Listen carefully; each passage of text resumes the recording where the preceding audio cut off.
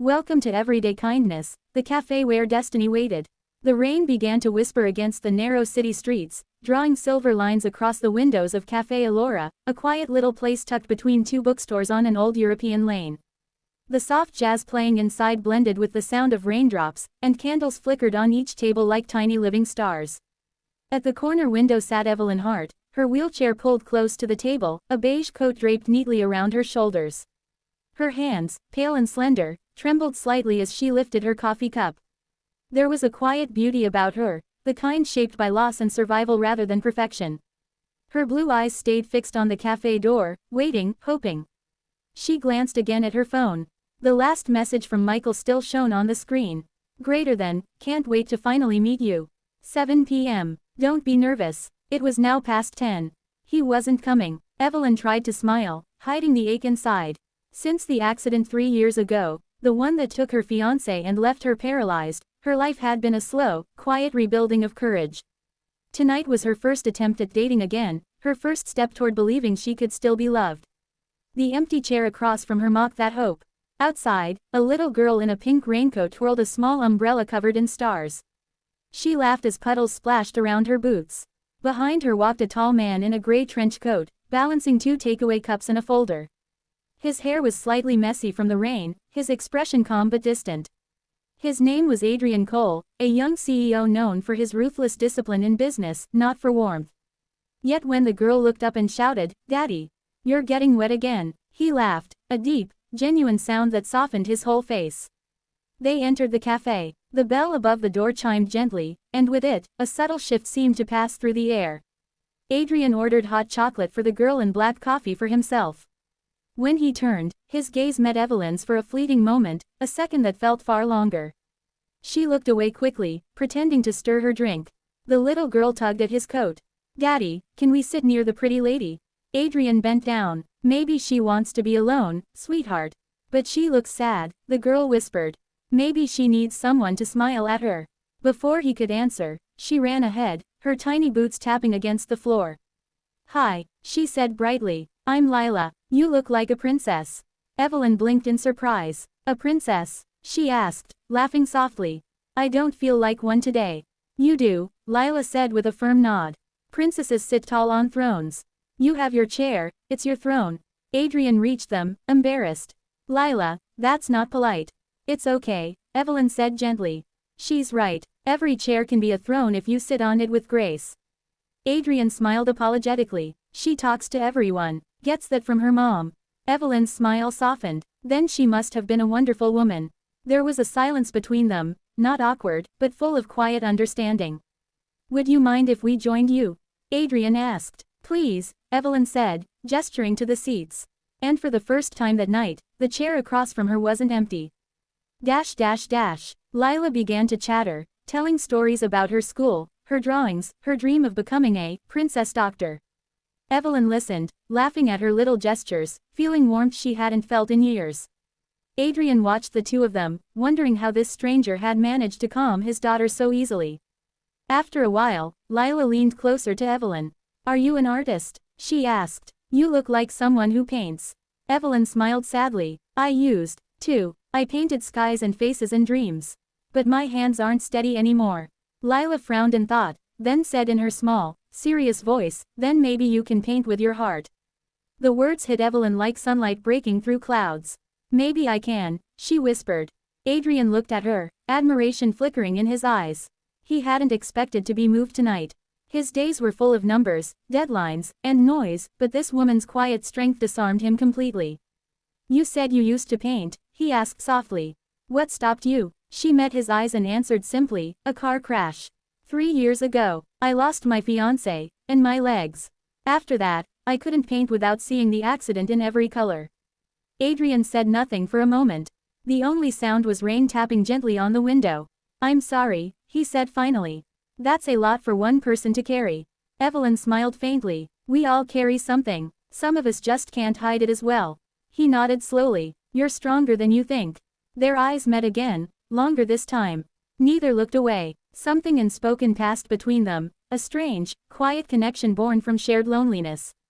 The hours slipped by. The cafe grew emptier as the rain thickened outside. Lila had fallen asleep on her father's lap, her tiny hand still holding Evelyn's finger. Adrian glanced at his watch but didn't move. You should probably go, Evelyn said softly. It's late. I should, he admitted, but I don't want to. Evelyn looked out the window, hiding the blush rising to her cheeks.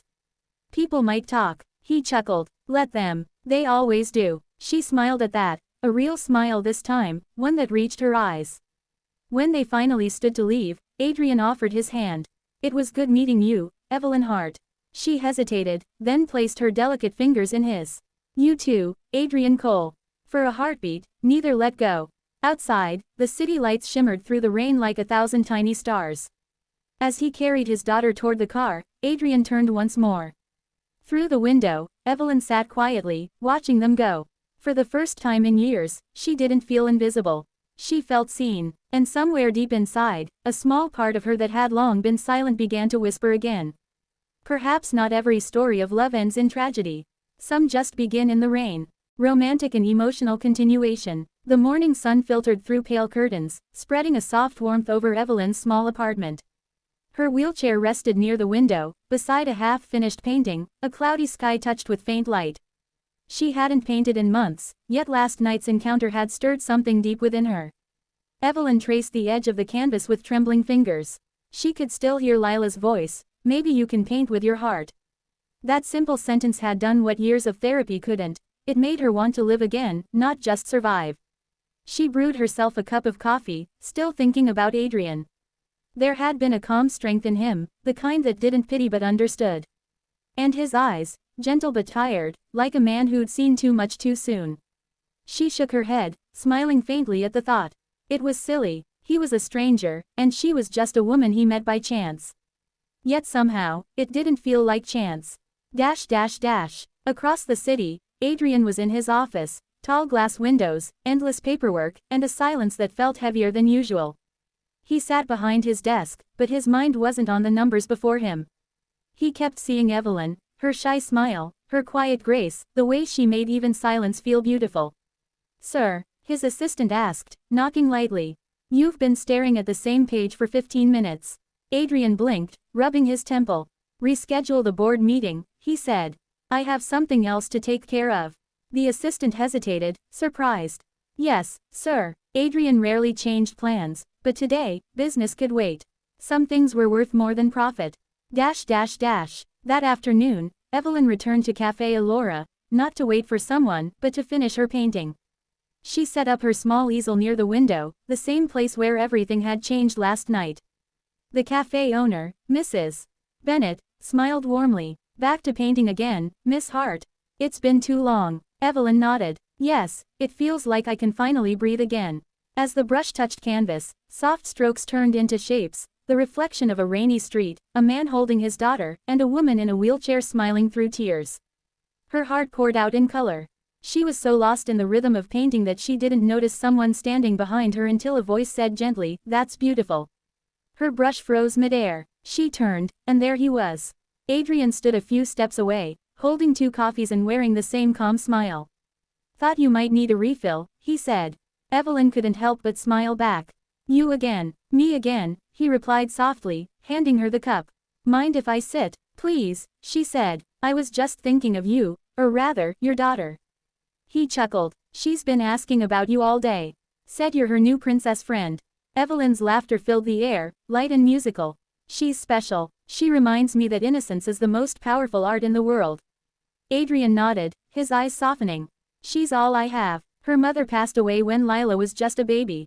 Evelyn's heart tightened. I'm so sorry. It's all right, he said quietly. Lila saved me. She gave me a reason to wake up again. They both fell silent, 2 souls who had lost too much, now finding pieces of themselves in each other's company. Days turned into weeks, and meetings at the cafe became a quiet ritual. Evelyn would paint, Adrian would read, and Lila would draw on napkins beside them. Sometimes they talked for hours, other times, they simply sat in silence that spoke louder than words. Evelyn found herself laughing again, smiling without forcing it. Adrian, who had built walls around his heart for years, felt them slowly crumble each time she looked at him. One afternoon, rain began to fall again, soft and familiar, just like the night they met. Lila was at school, and the cafe was almost empty. Evelyn was mixing colors when Adrian said suddenly, "You've changed." She looked up. "Changed? You used to hide behind sadness," he said gently. "Now, you glow." She blushed, looking down at her hands. "Maybe that's because someone finally saw me." Adrian's voice was low, almost a whisper. "I see you, Evelyn. All of you." The words hung in the air like a promise. She met his gaze, and for a moment, time stood still. The rain outside blurred the world into watercolor. Their hearts beat in quiet rhythm, two broken symphonies finding the same tune. Dash dash dash. That evening, as they were leaving, Adrian offered to drop her home. The streets shimmered under lamplight, and she watched the reflections dance across the car window. "You know," she said softly, "before the accident, I used to believe love was like a firework, loud, bright, and short-lived. But now I think it's more like rain." He glanced at her. "Rain, yes," she smiled faintly. "Quiet, gentle, it falls everywhere, without choosing who deserves it." Adrian's eyes softened. "Then maybe tonight, it's falling for us." She looked away quickly, her heart fluttering. She wasn't ready to call it love, not yet. But something inside her whispered that maybe she was learning how to love again. Dash dash dash. Weeks passed. Evelyn's paintings began to sell again, this time from the cafe walls. People admired the emotion in her work, unaware that every canvas held fragments of Adrian and Lila, the laughter, the warmth, the healing. One morning, Adrian arrived with a small wrapped box. "For you," he said. Evelyn unwrapped it carefully. Inside was a set of fine paintbrushes, engraved with her initials. Her eyes widened. "Adrian, these must have cost." "Doesn't matter," he said softly. "They belong in your hands." Tears welled in her eyes. "No one's ever believed in me like this before." "I do," he said simply. "Always will." In that moment, Evelyn realized that love didn't always arrive in grand gestures or perfect timing. Sometimes, it arrived quietly, through small kindnesses, through a shared cup of coffee, through someone who refused to see your weakness as a burden. Dash dash dash. One night, months later, Evelyn showcased her new collection at a small gallery. The main painting, "The Café Where Destiny Waited," showed a woman in a wheelchair beside a rainy window, and a man offering her coffee with a smile. It captured the very moment their worlds had changed. As guests admired her work, Adrian stood beside her, proud and silent. Lila ran up with flowers, shouting, "Mommy Evelyn. You did it." Evelyn froze, emotion choking her throat. "What did you call me, sweetheart?" Lila grinned. "Mommy Evelyn. Daddy says families aren't about who you're born to, they're about who makes your heart feel home." Tears streamed down Evelyn's cheeks as she hugged the little girl. Adrian stepped closer, taking her hand. "Lila's right," he whispered. "You've become our home." Evelyn looked into his eyes, the same eyes that had once held nothing but loneliness, and saw her reflection there. For the first time in years, she didn't feel broken. She felt whole. Adrian leaned closer, brushing away a tear from her cheek.